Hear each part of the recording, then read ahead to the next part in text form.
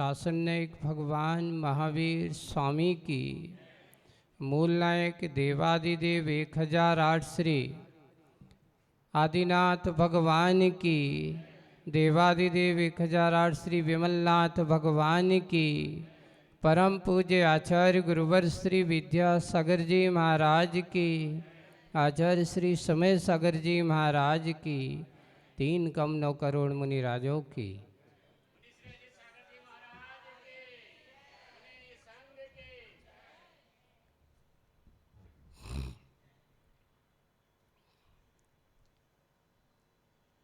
आचार्य सुमंत भद्र महाराज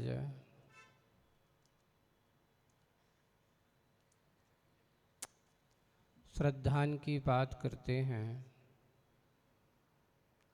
और धर्म की भी बात कहते हैं। उन्होंने धर्म की परिभाषा दी है कि धर्म कौन है, धर्म क्या है। तो उन्होंने कहा धरतत्व में समाधम, जो उत्तम धर्म है, देशामी समीचीनम धर्मम कर्म निवहरणम, संसार दुखता सत्वानाम धरतत्व में सुखम, उसको धर्म कहा। मैं उस धर्म की बात कहने जा रहा हूं जो कर्मों का निर्वहरण करने वाला है। सबसे पहले एक और बात आती है, धर्म से कर्म बंध भी होता है और कर्मों का नाश भी होता है, दोनों काम हो रहे हैं। भगवान की आराधना करने से कर्म का आश्रव भी हो रहा है और कर्म का नाश भी हो रहा है। अब आप कहोगे महाराज दोनों काम कैसे करेंगे, इधर कर्म आ भी रहा है और इधर कर्म जा भी रहा है, सीधा सीधा है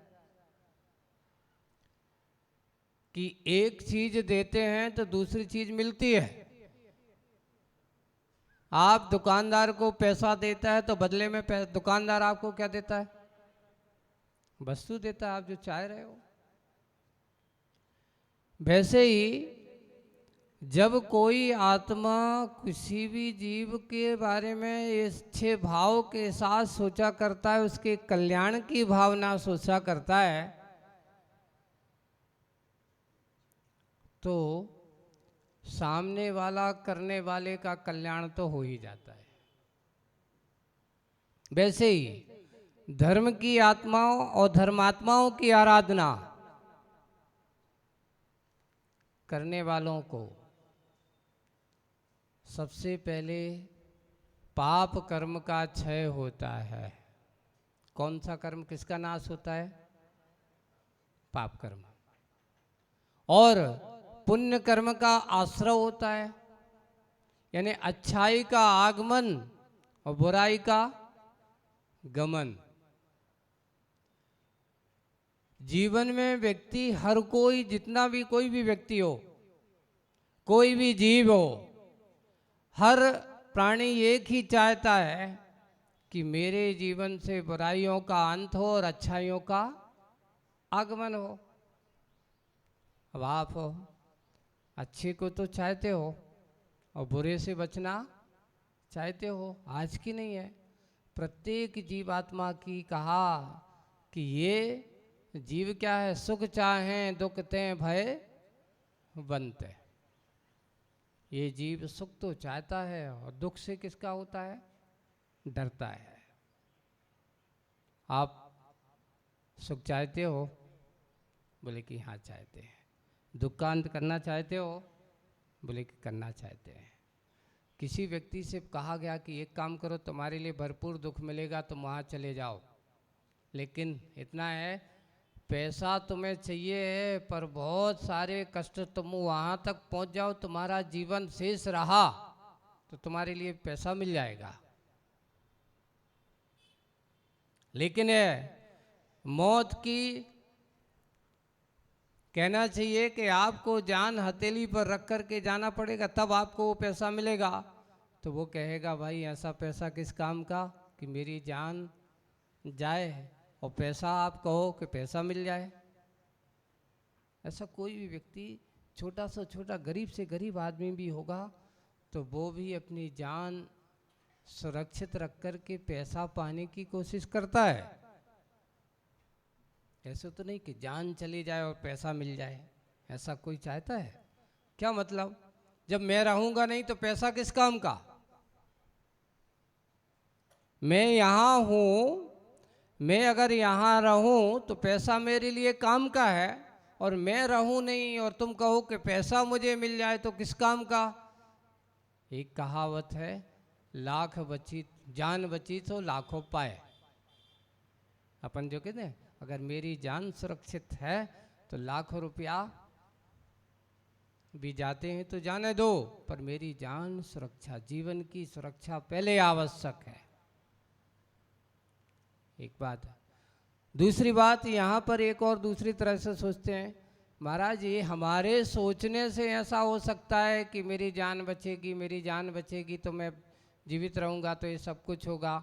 यहाँ पर कोई भी व्यक्ति, जितने भी हैं जो जीवन की सुरक्षा चाहते हैं, जीवन की रक्षा चाहते हैं, लेकिन एक ना एक दिन वो तो कभी ना कभी तो मरना ही पड़ता है। तो ये संपत्ति आज नहीं तो कभी ना कभी तो छूटेगी। बोले कि हाँ छूटेगी, तो इसलिए अगर पहले ही छूट जाए तो क्या वादा है? तो हमारे आचार्यों ने कहा कि बंधुओं, पहले मरने के मरण से तो आज तक कोई नहीं बच सका, लेकिन अकाल मरण से तो बच सकते हो। यहाँ प्रत्येक आत्मा जितने भी हैं कभी मरण से बचने वाले नहीं हैं। हम जो प्रयास करते हैं, हम अपने जीवन सुरक्षा की बात करते हैं, हमारे पास अगर ये हर कोई सोचता है कि भाई कम से कम मैं मरण से नहीं बच सकता, कम से कम अकाल मरण से तो आपसे डॉक्टर भी कहता है आपको इस प्रकार का परहेज करना है, आपके लिए कोई भी है आप अपने आप को सेफ्टी से जाना। घर वाले भी कहते भाई आप सुरक्षित रहना, आपको ऐसा करना है कोई गड़बड़ ना हो जाए। हर व्यक्ति हिदायत देता है। मोक्ष मार्ग में यही कहा जाता है कि हमारी चर्या यदवा तदवा नहीं होना चाहिए, हमारी चर्या ऐसी होना चाहिए जिससे कि हमारे व्रत संयम में किसी प्रकार का कोई दोष ना लगे। और तुम कहो कि वो मुनि महाराज भी मरण से नहीं बचने वाले हैं, तो गृहस्थ श्रावक भी मरण से बचने वाला नहीं है। पर अंतर इतना है कि जिसकी दृष्टि में अपनी आत्मा का स्मरण हो, उसका मरण होकर के भी अमर हो जाता है। मरण होकर के भी वो कैसा हो जाता है? अमर हो जाता है। जैसे कि आज हम जिन भगवंतों की पूजन कर रहे हैं, जिन भगवंतों की आराधना कर रहे हैं, उनका स्मरण देखिए, उनके भी जीवन का अंत हुआ, पर ऐसा अंत हुआ कि पुनः उनका आगमन का कार्य नहीं होगा, पुनः संसार भ्रमण की क्रिया नहीं होगी। हम भगवान महावीर स्वामी की जन्म जयंती मना रहे हैं, आपकी जन्म जयंती क्यों नहीं मना रहे? ये सोचना चाहिए। हम भी ऐसी अपनी जन्म जयंती क्यों नहीं मनाते हैं? कोई बड़े बड़े करोड़ों रुपया खर्च कर देते हैं, लेकिन जैसे भगवानों की जय जयकार एक लगा करके मनाई जाती है, वैसे क्यों नहीं? क्यों? क्योंकि वस्तु स्थिति यही है कि संसार के पाप से जिनका ऊपर उठना हो गया, संसार के इस परिभ्रमण से जिनका ऊपर उठना हो गया, ऐसे ही उन महान आत्माओं की जन्म जयंती मनाने का कार्य किया जाता है। इस संसार में बड़े बड़े करोड़पति अरबपति उनके जन्म दिवस तो मन जाते हैं, पर जन्म जयंतियाँ, जन्म कल्याणक महोत्सव नहीं मनाए जाते हैं। ये आराधना महा महोत्सव में ये भगवान महावीर स्वामी की जन्म जयंती का दिवस मात्र बीच में 1-2 दिन का अंतर है। कितने दिन रह गए हैं? आज 7 तारीख पूरा हो गया, कल 8 तारीख है, परसों 9 तारीख है। और भगवान महावीर स्वामी की इस जन्म जयंती को महा महोत्सव के रूप में हम सब मनाने का कार्य किया जा रहा है। तो ऐसे 2400 तीर्थंकर भगवंतों का अपन ने आराधना इसलिए कहा कि पुण्य की परिणति में बैठने वाली आत्माओं को स्मरण करने से हमारे पाप का प्रक्षालन होता है। धर्म उसको कहा जिन्होंने अपने धर्म को ये कहो कि पहचाना, जिन्होंने आत्मा के रहस्य को अच्छे से जान लिया और जो धर्म के अपने अंदर से उद्घाटित करके स्वयं अपने आप को धर्ममय बना लिया। ऐसे भी सकल परमात्मा, निकल परमात्मा, 2 परमात्मा है हमारे। इन्होंने धर्म को धारण नहीं किया, इन्होंने धर्म को आत्मसात किया। आपको क्या प्रेरणा मिलती है? आपको इनसे क्या संकेत मिलता है कि ये आत्मनो, तुम भी ऐसी ही एक हमारी जैसी आत्माओं से एक आत्मा तुम भी हो कि नहीं हो? मैं भी भगवान महावीर की तरह एक आत्मा हूँ, मैं भी आदिनाथ की तरह एक आत्मा हूँ, मैं भी विमलनाथ की तरह एक परम आत्मा हूँ।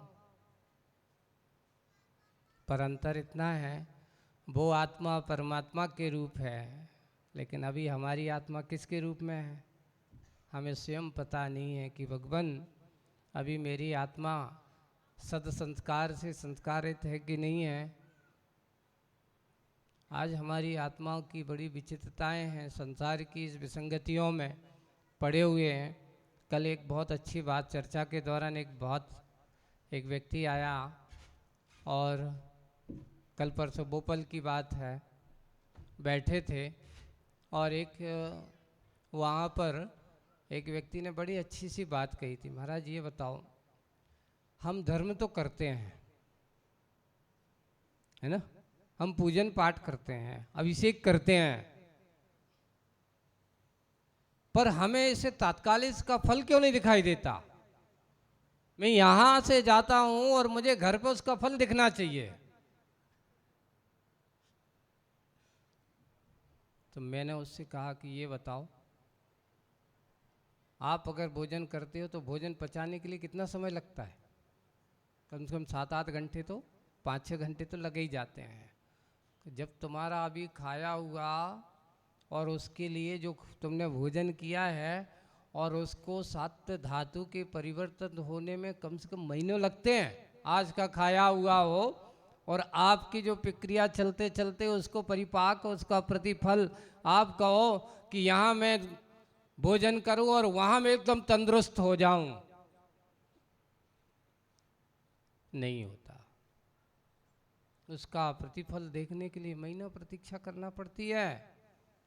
तो मैंने उनसे कहा कि बंधुओं, ये जो अपन साथी से पुण्य का कर्म का बंध करते हैं, भगवान की पूजन करते हैं, इसका स्थिति अनुभाग बहुत लंबा पड़ता है और इसको भोगने के लिए एक भव में काम आने वाला नहीं है। ये कहो कि इस भव में हमारे आने वाले भवों की स्थिति को अच्छा, परिपक्व और मजबूत बनाने का कार्य हम कर रहे हैं। इसी भव में और तत्काल में मुझे इसका फल मिले तो भैया जो पूरब का जो पड़ा हुआ उसका क्या होगा? आज की दशा ये है कि मुझे पूरब पे भरोसा नहीं है, वर्तमान पर भरोसा ज़्यादा है। लोग आकर के कहते जो दिखता है वो बिकता है, ऐसा इस पर भरोसा करते नहीं। हमारे आचार्य भगवंत कहते हैं कि जो तुम्हारी सत्ता में पड़ा हुआ है वो तो तुम्हें वर्तमान में जो आएगा उसका ही उपभोग करना पड़ेगा। तुम कहो कि उससे तुम बच जाओगे, कभी बचने वाले नहीं हो। आप करना क्या है? वर्तमान में अच्छा तो डालते जाओ। आज खेती करो, फल मिलने में थोड़ा सा इंतजार करना पड़ेगा। एक किसान जो होता है बीज डालता है, किसके भरोसे डालता है? बोले कि भगवान भरोसे नहीं, अपने भाग्य भरोसे डालता है। अब लोग कहते हैं हमने तो भगवान के भरोसे डाल दिया। भगवान कहते हैं भगवान पर भरोसा नहीं करो, अपने भाग्य पर भरोसा करो। और जिस पर अपने आप को भरोसा होता है, अपने किए हुए पुण्य पर भरोसा होता है, जब मैंने किसी का बुरा नहीं किया है तो मेरा कभी बुरा होने वाला नहीं है। अपना अच्छा अगर परिणाम तुम्हारा अच्छा है, तुम्हारा काम अच्छा है, तुम्हारा उद्देश्य अच्छा है, लाख व्यक्ति तुम्हारे बारे में बुरा कहें तो तुम्हारा कोई बाल वाका होने वाला नहीं है। लेकिन मेरा परिणाम अच्छा है, मेरे विचार अच्छे हैं, दुनिया क्या लाखों जीव भी उसके पीछे पड़ जाएं तो भी उसका कुछ होने वाला नहीं है। कर्म का उदय सामने वाले में लोगों को कहते महाराज तात्कालिक मेरा अपयश होता है, उसमें वह गाफिल हो जाता है। सोचो, सीता के जीव का उदाहरण जब हम सामने लाते हैं, एक रानी पटरानी है, एक महापुरुष की पत्नी है, और ऐसी शीलवती नारी को जब मात्र एक छोटा सा दोषारोपण लगा दिया गया है ना, और दोषारोपण साथ साथ पुराने कर्म की सत्ता उनके उदय में आई, और यहाँ राज्य शासन का पालन करते हुए, क्योंकि राजा जो होता है प्रजा का पहले होता है, फिर बाद में परिवार का होता है। जिस समय राजगद्दी पर बैठता है उसे परिवार भी एक प्रजा के रूप में होती है। उस समय डिसीजन और निर्णय जो होता है राजगद्दी के अनुसार हुआ जाता है। उन्होंने कहा कि सीता के ऊपर अगर ऐसा दोषारोपण लगाया गया है, उन्होंने कहा कि रावण के पास वो वहाँ रह कर के आई हैं और तुम उनको शीलवती कह रहे हो, मुझे उन पर भरोसा नहीं है। और उनके दोषों के ऊपर क्या किया? दोषारोपण किया गया। कहाँ पहुंचा दिया गया उनको?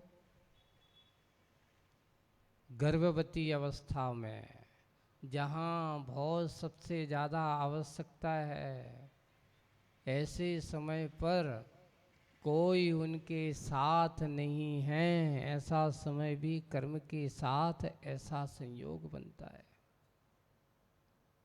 ये सीता का तत्काल नहीं था, ये सारा का सारा पुराना कर्म की सत्ता में पड़ा हुआ है, ऐसा किया हुआ कर्म था, उसका परिपाक आज उदय में आया है। लेकिन साहस का परिचय दिया, स्वाध्याय के साथ साथ चिंतन किया कि भाई इसके ऊपर किसी के ऊपर दोषारोपण मत करो। राम के ऊपर भी दोषारोपण करना ठीक नहीं है, क्योंकि उनने तो अपना कर्तव्य किया है, तो अब मुझे अपना कर्तव्य करना है। ठीक है, मैं अपने कर्म के उदय में किसी दूसरे के ऊपर दोषारोपण नहीं करूंगा। और बंधु, आज हमारी सबसे बड़ी कमी क्या होती है? हमारा पाप कर्म का उदय चलता है, असाता कर्म का उदय चलता है, उसका हम उपभोग करते हैं, पर हम निमित्त किसी दूसरे को बना देते, तुम्हारे कारण से मेरा ऐसा हो रहा है। हम किसी को निमित्त ना बनाएं। अगर हमारा अच्छा भी हो रहा है तो हमारे कर्म से हो रहा है, हमारा अपयश हो रहा है तो हमारे कर्म से हो रहा है, हमारी निंदा हो रही तो कहीं ना कहीं हमारा पुराना कर्म सत्ता में पड़ा हुआ है। ऐसे समय में अपने मन को, मानस को अच्छे से बनाना, ऐसे समय में चिंतन, महापुरुषों का चिंतन करना, डरना नहीं। भागने वाला अपने भाग्य पर भरोसा नहीं करता, दोषारोपण करने वाला अपने भाग्य पर भरोसा नहीं करता। हम अपने भाग्य को बहुत अच्छे से समझने की कोशिश। हमारा कर्म स्थान जैन दर्शन एक ऐसा दर्शन है जहाँ किसी का कर्ता नहीं बताता कि इसने मेरा ऐसे साथ ऐसा किया, कर्तापन का स्वीकार नहीं करता। हम अपने कर्ता स्वयं हैं, हम अपने भोक्ता स्वयं हैं, हम अपने स्वामी स्वयं हैं। ये तो व्यवहारिक परिणतियां हैं, ये सारा का सारा संयोग संबंध है। ये भी हमारा, आज मुझे अच्छा परिवार मिला है, धन वैभव मिला है, अच्छे साथी मिले हैं, हमारे आज्ञाकारी पुत्र मिले हैं, ये भी हमारा विशेष पुण्य कर्म का उदय है, हमारी पुराने पुण्य कर्म की फल की सत्ता का फल है कि आज मेरे पास किसी भी चीज की कोई कमी नहीं है। इसमें अभिमान नहीं करना चाहिए। कम हो जाए तो इस पर हमें कभी भी क्या नहीं करना चाहिए, टेंशन नहीं करना चाहिए। कभी कोई व्यक्ति अगर मेरे अनुसार काम नहीं हो पाता तो ये चिंतन करना चाहिए कि लगता है आज मेरे कर्म का क्षेप सम अच्छे से नहीं है, इसलिए मेरे लिए आज ऐसा नहीं मिल पा रहा है। हम जब ऐसा चिंतन करते हैं टेंशन नहीं होता। आज ये हो रहा कि डिप्रेशन में आदमी कब चला जाता है, जब ही जाता है। क्यों? क्योंकि पर के ऊपर डिपेंड जब जितना बनाओगे उतना उतना डिप्रेशन भी तुम्हारा बढ़ेगा, और जितने जितने तुम अपने आप डिपेंडेंट सेल्फ डिपेंडेंट होंगे उतना उतना तुम्हारा टेंशन भी कम होगा। अरे भाई कोई किसी का करता नहीं, अपना चिंतन कर, अपने आप को जानने का समझने की कोशिश कर, यही सही कर्म की और धर्म के रहस्य को समझने वाला है योगा। हम यहाँ पर किसी के कर्ता धर्ता बन करके नहीं आए हैं। भरत चक्रवर्ती को जब अभिमान हुआ कि मैं 6 खंड का क्या हूँ, अधिपति हूँ, मैं इस हुंडावसापनी काल के युग का पहला चक्रवर्ती हूँ, और वो भी किसका छोटा मोटा बेटा थोड़ी हूँ, किसका हूँ? अरे हमारे सबसे बड़े प्रथम तीर्थंकर आदिनाथ भगवान का बेटा होने का मुझे गौरव है। क्षयिक सम्यक दृष्टि है, तात्कालिक मन में विचार आया, दिग्विजय करके आया और मंत्री को बुलाया। मंत्री से कहता है, मंत्री जी जाओ विश्वाचल पर हमारी प्रशस्ति लिख करके आओ कि हुंडावसर्पणी काल का प्रथम चक्रवर्ती कौन? भरत। और मेरी जाकर के अच्छे से स्वर्णिम टांकी से, कि बहुत अच्छे हीरे की टंकड़ी होती ना, उनके यहाँ एक कंकड़ी रत्न होता है चक्रवर्ती के पास, और उस कंकड़ी रत्न जो होता है उसके साथ बड़ी बड़ी शिला भेदन जो भी कुछ कार्य हो उससे किया जा सकता है। जाओ मेरा ये काम करके आओ और अच्छे से विश्वाचल पर मेरी प्रशस्ति लिख करके आओ। वहां पहुंचा, पहुंच करके मंत्री गया और मंत्री ने देखा विश्वाचल पर भरत चक्रवर्ती जैसे अनेक चक्रवर्ती आए, उस सबने जाकर के अपनी अपनी क्या की, क्या लिखी? प्रशस्तियां लिखी। इतनी प्रशस्तियां लिख गई क्योंकि ये शाश्वत पर्वत है, इसका कभी विनाश नहीं होता, इसको कोई मिटा नहीं सकता। ऐसे पर्वत पर अपने आप के नाम को शाश्वत करना है, नाम को शाश्वत करना है। तो वहां जाकर के उसने देखा, पूरे पर्वत की परिक्रमा कर डाली ऊपर से नीचे तक, कहीं तो जगह होगी। आकर के आया भरत चक्रवर्ती तो कहता है, भगवान बड़ी विचित्र है, हम तो सोचते थे कि आप ही पहले चक्रवर्ती हो। मेरी तो धारणा ये थी कि आप ही पहले चक्रवर्ती हो, लेकिन वहां जाकर के देखा आप जैसे ना जाने कितने चक्रवर्ती बन गए, सबने अपनी प्रशस्ति लिखवा लिखवा करके इतनी बड़ी नाम राशि है कि उसमें कहीं पर जगह नहीं है कि आपका नाम लिखा जाए। भरत चक्रवर्ती कहते, क्या कहते हो भाई, मैं पहला चक्रवर्ती और मेरा नाम नहीं लिखा जाए? कैसे भी हो नाम तो लिखना चाहिए। आखिर उनके अभिमान को ठेस लगती है कि देखो मैं तो सोचता था कि मैं ही करता धरता हूँ, मैं ही ऐसा हूँ।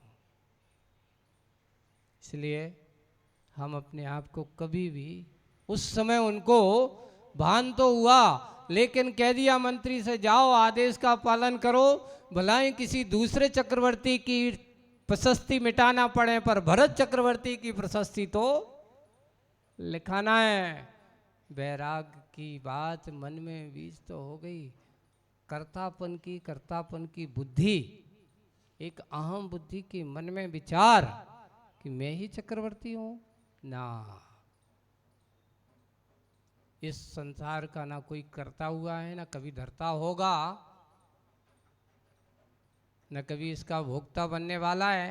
ये तो तात्कालिक पुण्य कर्म का उदय है, कुछ समय के लिए तेरे लिए वैभव की प्राप्ति हुई है, सतखंडाधिपति बना हुआ है, इसमें अभिमान मत कर।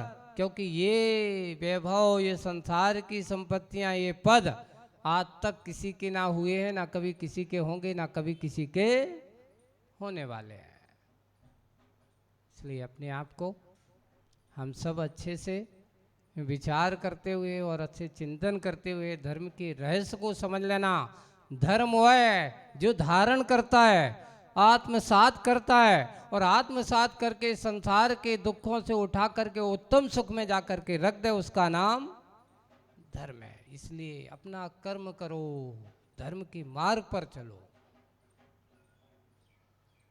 ऐसा नहीं है कि हम अधर्म के मार्ग पर चल करके अपना कर्म करें, नहीं। हमारा कर्म धर्म से युक्त होकर के उत्तम सुख की ओर जाता है और धर्म से रहित होकर के उत्तम दुख की ओर जाता है। हमें किस मार्ग पर चलना है? धर्म के मार्ग पर चलना है कि दुख के मार्ग पर चलना है, इसका निर्णय हम सब लोगों को करना है। ये आराधना का उत्सव, इस प्रकार के महोत्सव, तीर्थंकर भगवंतों की महिमा का ये गुणगान का अवसर हम सब लोगों को मिला है। ये हम सब लोगों के, उनके महापुरुषों के इस महत्व को, उनके जीवन को, उनके चरित्र को जब हम देखते हैं तो हमारे अंदर वो थोड़ा सा भी एक उनका अगर चरित्र का अंश आ गया तो हमारा मार्ग प्रशस्त हो जाता है, हमारे सारी शंकाओं का समाधान भी हो जाता है। इसलिए कभी भी अपने आप को अधर्म से नहीं, धर्म के मार्ग पर चलो, अच्छाई का मार्ग पकड़ो। तात्कालिक उनको ये कहा कि एक बात जो आज किया है वो आज ही मिलेगा, कोई ज़रूरी नहीं है। इतना निश्चित है कि तुमने अच्छा किया तो फल नियम से अच्छा ही मिलेगा। बीज अगर हमारे अच्छे डले हैं तो फल भी हमारा अच्छा होगा, कभी बुरा होने वाला नहीं है। अच्छी अच्छी खेती करते हैं, जीवन हमारी खेती है, जीवन हमारा एक बहुत अच्छा जीवन, अच्छे कृषक बनने की कोशिश करो, है ना। ऐसे कृषक बन करके हम उत्तम धर्म की आराधना करते चलें। आज ये आराधना महोत्सव का ये 2 दिवसीय कार्यक्रम, कल पार्श्वनाथ भगवान की आराधना की, आज विमलनाथ भगवान की आराधना की है, और आगे की आराधना का 2 दिन और चलेगा। तीसरे दिन भगवान महावीर स्वामी की आराधना का महोत्सव है। ऐसे महामहोत्सव का कार्य अपने यहाँ अहमदाबाद की इस धरती पर और जगह जगह चल रहा है।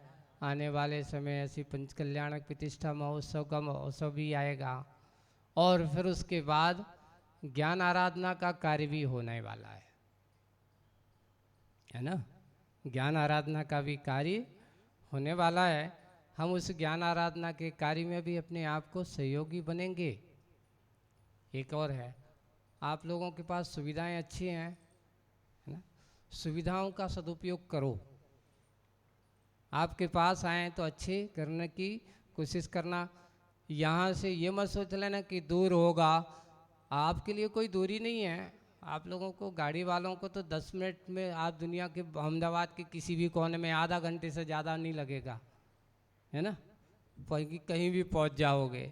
बस अंदर मानस बनाने की कोशिश करना, उसको अर्जित कोशिश करना, अच्छाई को ग्रहण करने के भाव करना। जितना जितना हम अच्छाई को ग्रहण करते चले जाएंगे, वह नियम से आपके अंदर के पाप को प्रक्षालन करने की कोशिश करेंगे और अच्छा ग्रहण करो, पुण्य का संचय करोगे, पाप का क्षय अपने आप होता चला जाता है। यही हो, इसी भावना के साथ उत्तम धर्म की आराधना में सते लगें। ऐसे उत्तम धर्मात्माओं की आराधना में हमारा जीवन समर्पित हो, नियम से हमारा जीवन भविष्य सुखमय होगा। दुख से बचने का यही हेतु है। बाकी संसार में जितने भी तुम जुटाने की कोशिश करना, ये तेरे लिए दुख के ही कारण बन जाएंगे, आकुलता के कारण बन जाएंगे। और जहाँ जहाँ आकुलता होगी वहाँ दुख अवश्य होगा। सुख का साधन अगर एक है तो मात्र से धर्म और धर्मात्मा की सन्नति में बैठ करके ही सुख की प्राप्ति हो सकती। ऐसे सुख की आराधना सभी को हो, सब सुख की प्राप्ति हो, इसी भावना से बोलिए देवादिदेव 1008 श्री विमलनाथ भगवान की। पूज्य मुनिवशी अजित सागर जी महाराज की समस्त